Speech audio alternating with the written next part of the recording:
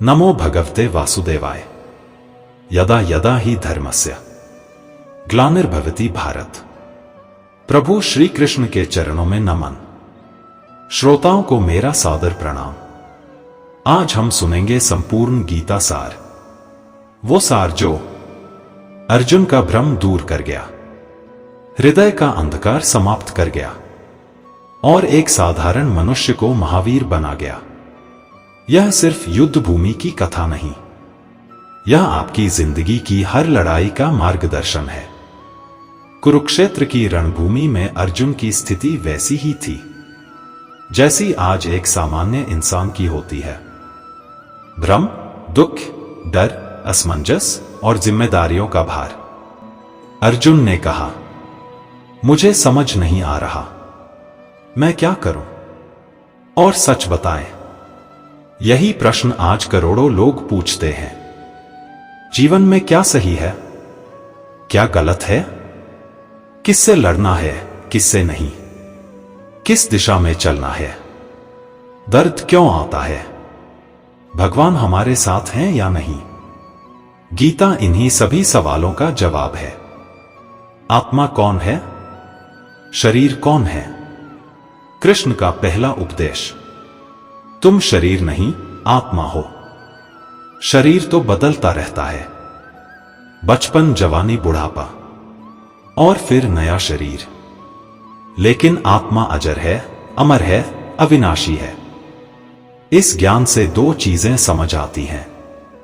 एक, किसी का जन्म मरण पर शोक क्यों? दो, कोई आपका कुछ भी बिगाड़ नहीं सकता, क्योंकि आपकी असली पहचान अदृश्य दिव्य आत्मा है।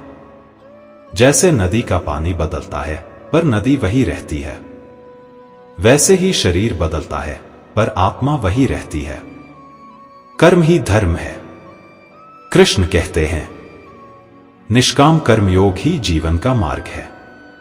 यानी करो लेकिन फल की चिंता मत करो। क्यों? क्योंकि चिंता, डर, हार सब फल की उम्मीद से पैदा होती है। आप प्रयास करो और फल स्थिति, समय और भाग्य के अनुसार मिलता है। जो मिले उसे प्रसाद मानो, जो न मिले उसे क्रम मानो, और जो खो जाए उसे अनुभव मानो। कृष्ण बार बार कहते हैं, कर्म को पकड़ो, फल को छोड़ो। यही मुक्ति का मार्ग है, यही शांति का रहस्य है। मन को जीतना ही सब कुछ जीतना है। कृष्ण कहते हैं, मन ही मित्र है और मन ही शत्रु। मतलब, अगर मन आपका कहां मान ले, आप विजेता। अगर मन आप पर हावी हो जाए, आप पराजित। मन को वश में करने के उपाय: नियमित ध्यान, संयमित दिनचर्या, इंद्रियों पर नियंत्रण और सत्संग। जिसने मन को जीत लिया, उसने जीवन जीत लिया। जीवन में दुख क्यों आते हैं? कृष्ण कहते हैं, सुख दुख, लाभ हानि, जय पराजय सब समय के साथ बदलते रहते हैं। जैसे गर्मी सर्दी आती जाती है, वैसे ही जीवन में उतार चढ़ाव भी आते जाते हैं। दुख इसलिए नहीं आता कि भगवान ने आपको छोड़ दिया है। दुख इसलिए आता है क्योंकि आप सीख रहे हो, आप मजबूत बन रहे हो, आप अगले चरण के लिए तैयार हो रहे हो। कृष्ण कहते हैं, धैर्य रखो, कुछ भी स्थायी नहीं है। सच्चा योग क्या है? योग मतलब सिर्फ आसन नहीं। योग का अर्थ है जुड़ना भगवान से, सत्य से, अपने कर्तव्य से। कृष्ण बताते हैं 4 मुख्य योग। 1, कर्मयोग, कर्म में भगवान को देखना। 2, ज्ञान योग, सत्य को समझना। 3, भक्ति योग, प्रेम से समर्पण। 4, ध्यान योग, मन को स्थिर करना। जो जिस मार्ग से चलता है, कृष्ण उसी मार्ग से उसका साथ देते हैं। कृष्ण कहते हैं, मैं भक्ति से बंध जाता हूं, बस प्रेम करो, मैं पास हूं। ना बड़े मंत्र चाहिए, ना कठिन तपस्या, ना महंगे यज्ञ। सिर्फ सच्ची भावना, सच्चा प्रेम और सच्चा समर्पण। जो बोले, हे कृष्ण, मैं आपका हूं। कृष्ण कहते हैं, मैं भी तुम्हारा हूं। भगवान कैसे मिलते हैं? कृष्ण सरल भाषा में कहते हैं, जो मुझे प्रेम से पुकारता है, मैं उसके पास स्वयं आता हूं। भगवान को पाने के 4 आसान मार्ग। नाम जपो, आचरण शुद्ध रखो, कर्म अच्छे करो और मन से प्रेम करो। उन्हें लंबी पूजा नहीं चाहिए, बस दिल साफ चाहिए। मोह आसक्ति। कृष्ण बताते हैं, अर्जुन का डर, कमजोरी, दुख सब मोह की वजह से था। जीवन में मोह 3 चीजों से होता है। 1 लोगों से, 2 वस्तुओं से, 3 परिणामों से। और जब मोह होता है तो दुख सुनिश्चित है। कृष्ण कहते हैं, जो मोह छोड़ दे वो आजाद हो जाता है। यहां कृष्ण ऐसा रहस्य बताते हैं जो हर इंसान को जानना चाहिए। धर्म वही है जो कर्तव्य हो। धर्म पूजा पाठ नहीं, धर्म आपका कर्तव्य। गुरु का धर्म सिखाना, विद्यार्थी का धर्म सीखना, माता पिता का धर्म संरक्षण, मनुष्य का धर्म सत्य। जो अपना कर्तव्य नहीं करता वही असली अधर्म करता है। गीता का सबसे दिव्य क्षण। कृष्ण ने अर्जुन को अपना विश्व रूप दिखाया। उन्होंने दिखाया कि वही सृष्टि है, वही पालन करता, वही संहारक, वही समय, वही ऊर्जा, वही शक्ति। अर्जुन समझ गया, भाग्य नहीं, कृष्ण चलाते हैं। और जो कृष्ण को पहचान ले, उससे डर कैसा। कृष्ण का अंतिम संदेश, सर्वधर्मान परित्यज्य मामेकं शरणं व्रज। अर्थ, सारे भय, सारे भ्रम, सारी चिंताएं छोड़ दो और मेरे शरण आ जाओ। कृष्ण वचन देते हैं, मैं तुम्हें मुक्त कर दूंगा।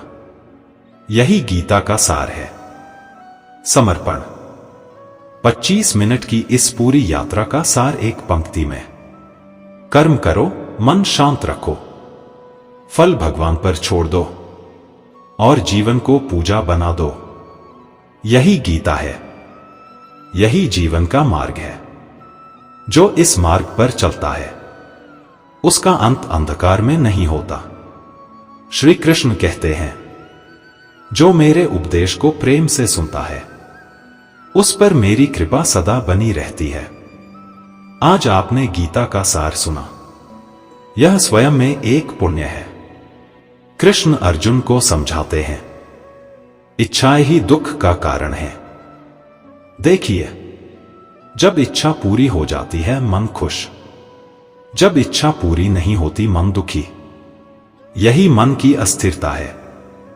कृष्ण कहते हैं, जिसकी इच्छाएं कम हो जाती हैं उसका जीवन शांत हो जाता है।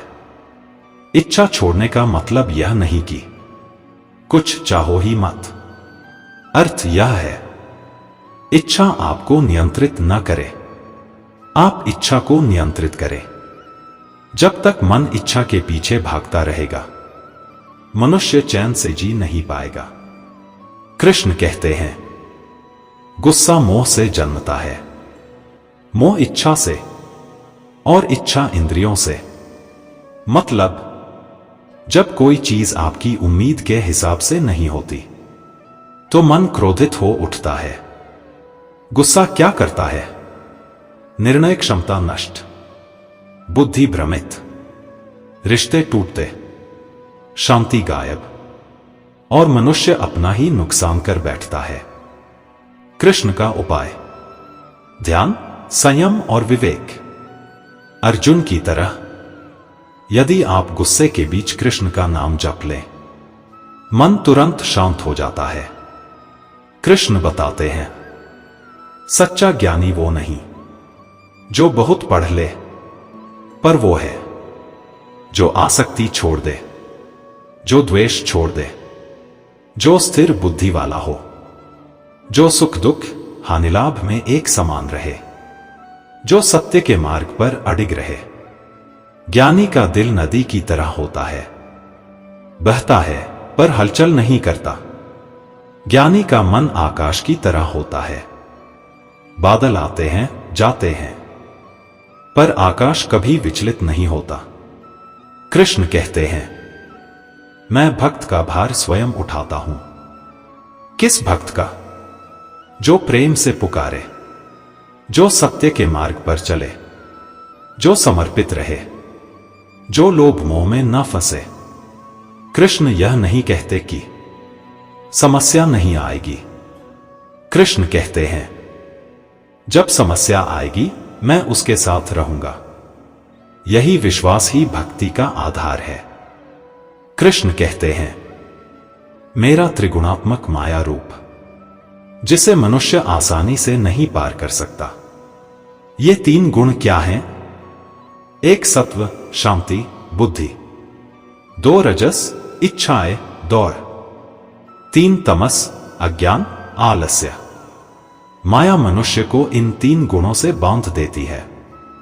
लेकिन कृष्ण कहते हैं, जो मेरी शरण आता है वह माया को पार कर जाता है। भगवान की शरण लेना ही माया से मुक्ति है। कृष्ण अर्जुन से पूछते हैं, तुम्हारा मन किसे स्वीकार करता है? जीवन में तीन रास्ते हमेशा मिलते हैं। एक आसान रास्ता, दो कठिन लेकिन सही रास्ता, तीन भटका देने वाला रास्ता। कृष्ण का आदेश है, सही रास्ता चुनो, न कि आसान रास्ता। सही मार्ग कठिन हो सकता है, पर वह विजय का द्वार खोलता है। कृष्ण बताते हैं, यही योग है जहां मन नियंत्रित हो जाए और आत्मा स्थिर हो जाए। योगी की पहचान, वह किसी से द्वेष नहीं करता, वह किसी से ईर्ष्या नहीं करता, वह किसी को दुख नहीं देता, वह स्वयं दुखी नहीं होता। वह सभी में भगवान को देखता है और भगवान उसके भीतर प्रकट होते हैं। ऐसा व्यक्ति दुनिया में भी रहता है, पर दुनिया उसके भीतर नहीं रहती। कृष्ण कहते हैं, मृत्यु केवल परिवर्तन है, अंत नहीं। जैसे हम पुराने कपड़े छोड़ देते हैं, वैसे ही आत्मा पुराना शरीर छोड़ देती है। जो मृत्यु से डरता है वह जीवन जी ही नहीं पाता। कृष्ण का संदेश, जीवन भी भगवान की देन, मृत्यु भी भगवान की देन, और दोनों में भगवान का ही आदेश। इसलिए भय मत करो, आत्मा शाश्वत है। कृष्ण कहते हैं, कर्म के अनुसार फल मिलता है, पर फल का समय, रूप और परिणाम मैं तय करता हूं। मतलब, मामूली कर्म बड़ा फल, बड़ा कर्म मामूली फल। परिश्रम तुरंत फल दे या देर से दे, यह भगवान तय करते हैं। भगवान आपको उस समय फल देते हैं जब आप उसे संभालने के योग्य हो जाते हैं। इसलिए निराशा क्यों? हर समस्या का समाधान। कृष्ण कहते हैं, जब तुम्हारा मन अव्यवस्थित हो, मुझ में मन लगाओ। अर्थ, किसी भी स्थिति में कृष्ण को याद करो। चिंता खत्म, उलझन दूर, निर्णय स्पष्ट, मन शांत और मार्ग प्रकाशमय। संकट में मनुष्य कई जगह भागता है, पर समाधान सिर्फ भगवान से ही मिलता है। कृष्ण बताते हैं, लोभ सब दुखों की जड़ है। लोभ में मनुष्य गलत निर्णय लेता है, सत्य छोड़ देता है, रिश्ते बिगाड़ देता है और अपने धर्म से गिर जाता है। लोभ कभी खत्म नहीं होता, वह और बढ़ता ही जाता है। इसीलिए कृष्ण कहते हैं संतोष में ही सुख है। कृष्ण कहते हैं मैं हर हृदय में विराजमान हूं। इसका मतलब आप अकेले नहीं हैं। आपका दुख भगवान महसूस करते हैं। आपकी प्रार्थना भगवान सुनते हैं। आपकी लड़ाई भगवान देखते हैं। आपकी जीत भगवान सुनिश्चित करते हैं। बस प्रेम से पुकारो। कृष्ण आपके पास पहले से ही मौजूद हैं। एक कर्तव्य को पूजा बनाओ। 2 मन को नियंत्रित करो। 3 फल की चिंता छोड़ दो। 4 भगवान पर विश्वास रखो। 5 आसक्ति घटाओ। 6 प्रेम बढ़ाओ। 7 सत्य पर डटे रहो। 8 हर परिस्थिति को भगवान की लीला मानो। और फिर देखो आपका जीवन बदलने से कोई रोक नहीं सकता। कृष्ण बताते हैं जब बुद्धि भ्रमित हो जाती है तब मनुष्य अपने मार्ग से भटक जाता है। भ्रम क्यों होता है? दूसरों की बातें सुनकर, समाज का दबाव, असफलताओं का डर, इच्छाओं का बोझ और मन का प्रलोभन। कृष्ण कहते हैं बुद्धि को स्थिर करो। तुम्हारा मार्ग स्वयं स्पष्ट हो जाएगा। ध्यान और सत्संग बुद्धि को शुद्ध और स्थिर बनाते हैं। कृष्ण समझाते हैं इंद्रियां अश्वों की तरह हैं। मन सारथी है और बुद्धि लगाम है। यदि बुद्धि कमजोर, इंद्रियां मनुष्य को गलत रास्ते पर ले जाती हैं। बुद्धि मजबूत, इंद्रियां धर्म के मार्ग पर चलती हैं। इसीलिए कृष्ण कहते हैं इंद्रियों को नियंत्रित करो। जो अपनी इंद्रियों पर नियंत्रण कर लेता है वह अपने जीवन पर नियंत्रण पा लेता है। कृष्ण स्पष्ट कहते हैं जो वस्तुओं में शांति खोजता है उसे कभी शांति नहीं मिलती, क्योंकि चीजें टूटती हैं, लोग बदल जाते हैं, परिस्थितियां बदलती हैं। शांति बाहर नहीं, मन के भीतर है। जब आप कहते हैं हे कृष्ण मैं आपके हवाले हूं, उसी पल शांति आती है। कृष्ण एक गहरा सत्य बताते हैं मैं किसी के साथ अन्याय नहीं करता। हर आत्मा को वही मिलता है जो वह योग्य है। कई बार हमें लगता है मेहनत तो मैंने इतनी की, फल कम क्यों मिला? लेकिन कृष्ण कहते हैं तुम कर्म पर ध्यान दो, फल मैं उचित समय पर दूंगा। वह समय तुम्हारे भले के लिए होगा। कभी कभी देर होना भी कृपा होती है। कृष्ण बताते हैं परिणाम वही मिलता है जो तुम्हारे विकास के लिए आवश्यक हो। यदि भगवान तुरंत दे दें शायद आप संभाल ना पाओ, इसलिए कभी देर लगती है। कृष्ण कहते हैं जब समय सही होगा मैं तुम्हें तुम्हारा दिया हुआ लौटाऊंगा, कई गुना बढ़ाकर। कृष्ण अर्जुन को बताते हैं सत्संग मनुष्य को उठा देता है और कुसंग उसे गिरा देता है। गंदे जल के साथ रहने पर साफ पानी भी गंदा हो जाता है। कृष्ण का संदेश अच्छे विचार, अच्छा संग, अच्छे कर्म और अच्छे लोग, यही मनुष्य को ऊपर उठाते हैं। कृष्ण कहते हैं भय केवल अज्ञान से जन्मता है। किस बात का डर? भविष्य का, परिणाम का, हार का, समाज का, मृत्यु का? कृष्ण कहते हैं जब मैं तुम्हारे साथ हूं तो डर किस बात का? जहां विश्वास है वहां भय नहीं रहता। कृष्ण बताते हैं सफलता कर्म में नहीं, सफलता समत्व में है। मतलब यदि मन बराबर रहे, यदि अंतर ना पड़े, यदि परिस्थितियां आपको हिला न सके, तो यही सफलता है। बाहर की जीत अस्थायी है, भीतर की जीत स्थायी है। कृष्ण कहते हैं कुछ भी स्थायी नहीं। लोग, वस्तुएं, परिस्थितियां, अवसर सब बदलते रहते हैं। जो बदल जाए उस पर दिल क्यों लगाया जाए। जो भगवान के साथ जुड़ जाता है उसकी आसक्ति स्वतः समाप्त हो जाती है। कृष्ण कहते हैं मैं उन्हें प्रिय हूं जो प्रेम से मुझे याद करते हैं। भगवान तक पहुंचने के लिए ना लंबी पूजा, ना बड़े यज्ञ, ना कठिन तपस्या, बस प्रेम, विश्वास और समर्पण।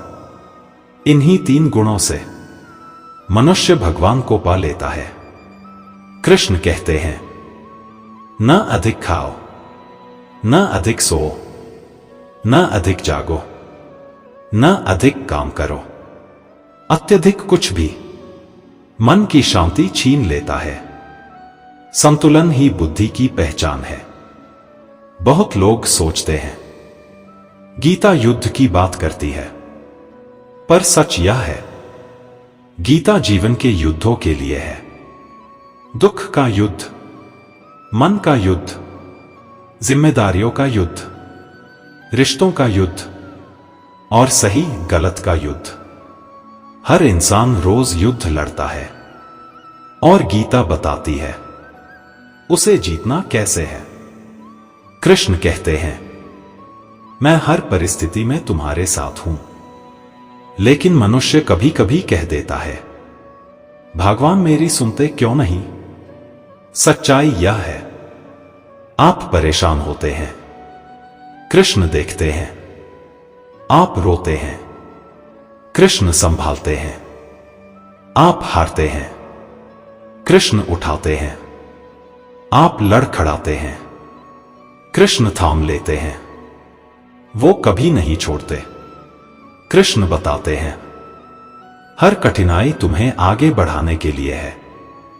जैसे सोना तपकर चमकता है, जल कमल को पवित्र करता है, पीड़ा मन को मजबूत बनाती है। आपके जीवन की हर समस्या एक परीक्षा है और हर परीक्षा आगे बढ़ने का साधन। कृष्ण का अंतिम वचन मुझे समर्पण कर दो, मैं तुम्हें दुखों से निकाल दूंगा। समर्पण का अर्थ जो हो रहा है वह भगवान की इच्छा से है, जो नहीं हो रहा वह भी भगवान की भलाई है, और जो होगा वह भगवान की कृपा से होगा। यही समर्पण, यही शांति, यही मुक्ति और यही गीता का अंतिम सार है।